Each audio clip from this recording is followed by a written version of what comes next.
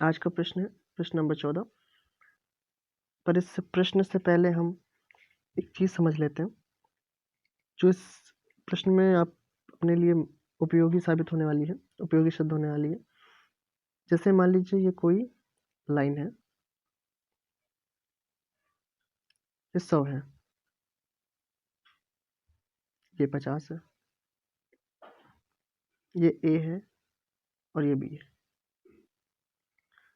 तो अगर हम इस लाइन को यहाँ पर ले आए, ये मान लीजिए 60 है, तो अगर ए इंक्रीज हो रहा है 10 से तो बी डिक्रीज होगा ना 10 से, क्योंकि अगर दो ही चीज़ है, एक के लिए अगर जो चीज़ बढ़ोतरी होगी दूसरे के लिए वो चीज़ कमी हो जाएगी। इसलिए अगर बी 10 बढ़ेगा तो ए 50 से 60 हो जाएगा और बी क्या होगा 50 से 40 हो जाएगा। यही चीज़ हम यहाँ पे समझने वाले हैं, इसी का उपयोग हम करेंगे। है क्या, इससे टाइम वेस्ट नहीं होगा ये सवाल करते समय। कैसे? अब इसके लिए हम क्या कर सकते हैं, इसके लिए हम ये है कि एक चुनाव में 2 उम्मीदवार थे, उनमें से एक उम्मीदवार को 38% मत मिले। अगर 38% मिले और 2 उम्मीदवार थे, उसमें क्या है, एक को 38% मिले, है ना, तो दूसरे को, अब आप क्या करोगे, 100 में घटा दोगे 38 को, बिल्कुल सही है। लेकिन हम ऐसा कभी कभी क्या होता है, डिफरेंस में आ जाता है कि, और कभी कभी क्या, ये प्रश्न ही वही है, 72 से मत पराजित हो गया तो वैध मतों की कुल संख्या बताइए। अच्छा, कुल संख्या थी तो उसमें 100% पूछेगा, तो चलिए वो भी बता देंगे। 38% है तो 100 में घटा देंगे, लेकिन 100 से बेहतर होता है आप 50 तक जाएं। क्यों? क्योंकि वही है 50, अगर एक के लिए थोड़ी सी कमी है दूसरे के लिए वही वृद्धि हो जाएगी। तो अगर 2 है तो दोनों को हम पहले बराबर बराबर अगर बांटेंगे तो 50 मिलेंगे, लेकिन 50 से इसके पास कितने कम है, 39, 40 और 50, यानी 12 कम है, तो इसके पास 12 ज़्यादा होंगे।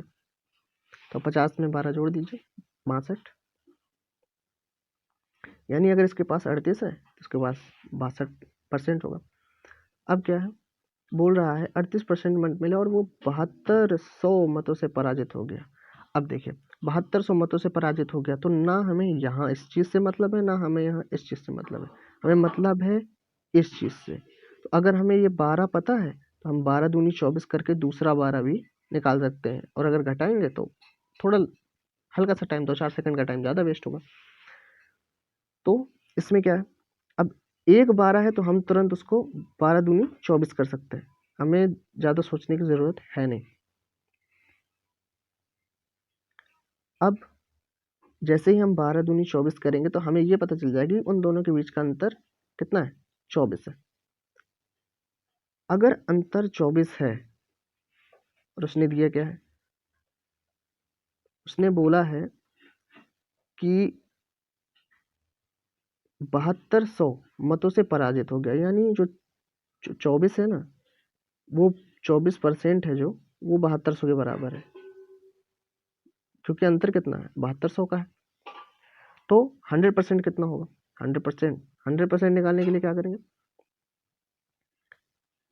100% निकालने के लिए हम क्या करेंगे, 7200 गुणे 100 बटे 24, बस इसको सॉल्व कर लेंगे तो ये 3 बार जाएगा, और फिर क्या होगा, इसको हम कर देंगे 3 और 4 0, बस हमारे यही आंसर हो जाएगा।